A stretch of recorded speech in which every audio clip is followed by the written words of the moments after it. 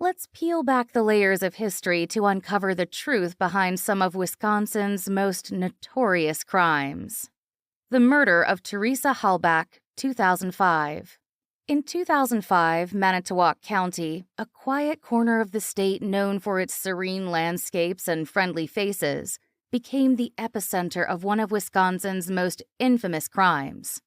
Teresa Halbach, a beautiful, vibrant photographer with a promising future ahead of her, never got to experience that life, thanks to nonsensical violence and the utter depravity of a local business owner. She left behind a legacy overshadowed by the circumstances of her untimely demise. Let's set the stage a bit. Born on March 22, 1980, in Kaukauna, Wisconsin, Teresa was raised in a close-knit family environment. Described by those who knew her as vivacious, compassionate, and driven, she had a passion for photography and a zest for life that touched everyone she met. After graduating from the University of Wisconsin-Green Bay with a degree in photography, Teresa pursued her dreams by starting her own business, Halbach Photography. Renowned for her talent behind the lens and her warm, friendly demeanor, she quickly established herself as a respected professional in the field.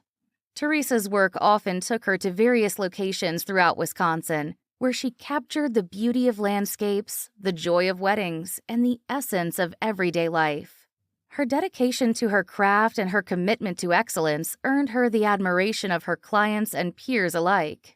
Despite her busy schedule, Teresa always made time for her family and friends, cherishing moments spent together and creating lasting memories. She was a beloved daughter, sister, and friend, known for her kindness, generosity, and infectious laughter. Unfortunately, that kindness and generosity would be her end.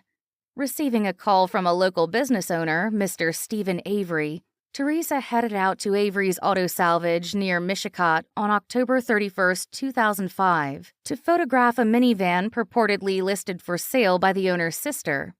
That afternoon was the last time Teresa was ever seen alive. No treats on this Halloween, only tricks. 3 days later, having not heard from their loved one, Teresa's family reported her missing, kicking off one of the most convoluted investigations and subsequent trials in modern history. In the days following Teresa's disappearance, whispers of fear and suspicion permeated the air. Friends, families, and law enforcement scrambled to piece together the puzzle of her whereabouts, and search efforts gripped the region, with volunteers scouring every inch of the rural landscape, hoping against hope for a miracle. As the days turned into weeks, that hope began to wane, replaced by a gnawing sense of dread. Never giving up, Halbach's family sort of took the law into their own hands and headed out on a quest of their own. It paid off. Teresa's cousin's search yielded a breakthrough, or perhaps a heart-wrenching revelation. Teresa's RAV4 was discovered concealed in some brush on the Avery salvage yard grounds, in an area not easily accessed. As investigators descended upon the junkyard, the full horror of Teresa's fate slowly came to light. Her charred remains were found amid the debris, sending shockwaves through the tight-knit community. How could such a heinous act occur in their midst? And who could be capable of such unspeakable brutality? As more details of the investigation emerged, the spotlight shifted to the owner of the salvage yard, Stephen Avery, and his 16-year-old nephew, Brendan Dassey. Stephen was born on July 9, 1962 in Manitowoc County, Wisconsin. He grew up in a working-class family and lived much of his life in the rural community of Two Rivers. Avery's life took a dramatic turn in 1985 when he was wrongfully convicted of a brutal assault and attempted rape. Despite maintaining his innocence the entire time, Avery served 18 years in prison before DNA evidence finally exonerated him in 2003.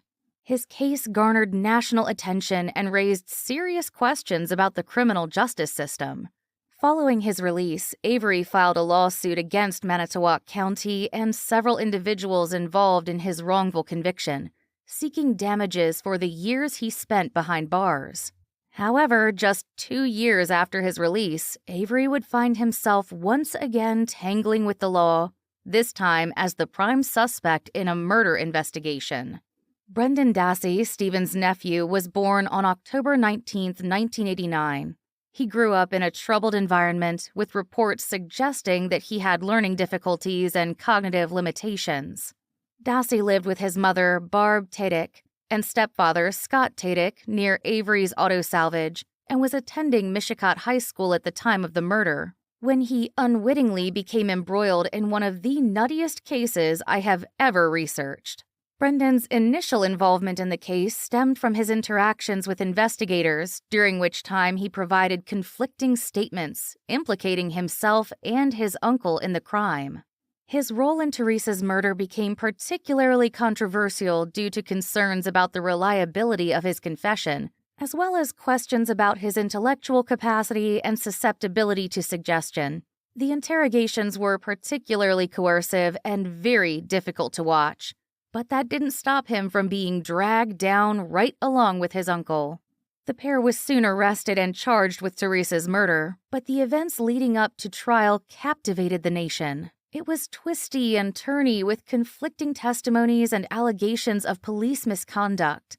Brendan Dassey confessed to involvement in Teresa Halbach's murder during interviews with law enforcement, and those reports became central to the case against him and his uncle. However, Dassey's defense later argued that his confessions were coerced and unreliable due to his intellectual limitations and suggestibility. Besides the confession, significant forensic evidence was obtained outside of the remains, including DNA and bloodstain analysis. It was presented during the trial, with some linking Stephen Avery to Teresa Halbach's vehicle. Other evidence raised questions about the circumstances surrounding the crime scene and the collection of evidence. Witnesses at the trial, including law enforcement officers, forensic experts, and individuals associated with the Avery family, provided testimony regarding their observations, interactions, and involvement in the case. So what was the motive for this heinous act?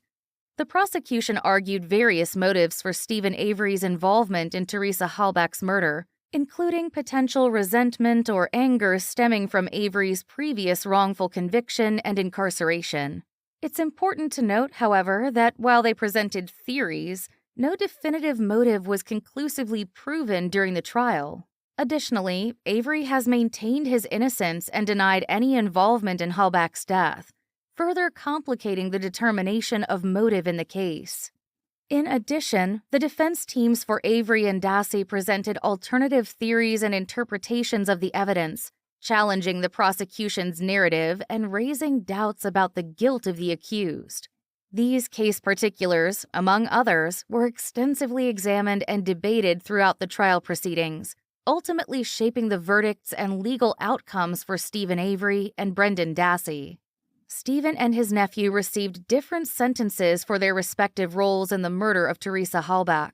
After being found guilty of first-degree intentional homicide, mutilation of a corpse, and illegal possession of a firearm in connection with Teresa Halbach's murder, Stephen Avery was sentenced to life in prison without the possibility of parole. The verdict was handed down on June 1, 2007. Brendan Dassey was also convicted of first-degree intentional homicide, mutilation of a corpse, and, in addition, second-degree sexual assault. He was sentenced to life in prison with eligibility for parole in 2048. Dassey's conviction and sentence have been subject to ongoing legal challenges and appeals due to concerns about the reliability of his confession and the effectiveness of his legal representation. For many, the case raises troubling questions about the reliability of the system and the fragility of innocence in the face of overwhelming suspicion. To this day, debates rage on about the true nature of Teresa's death and the role, if any, played by Avery and Dassey. But amidst the darkness, there were acts of courage, compassion, and resilience that remind us of the indomitable human spirit. And though Teresa may no longer walk among us, her memory lives on as a beacon of hope, a reminder of the importance of seeking justice and finding closure in the face of unimaginable loss.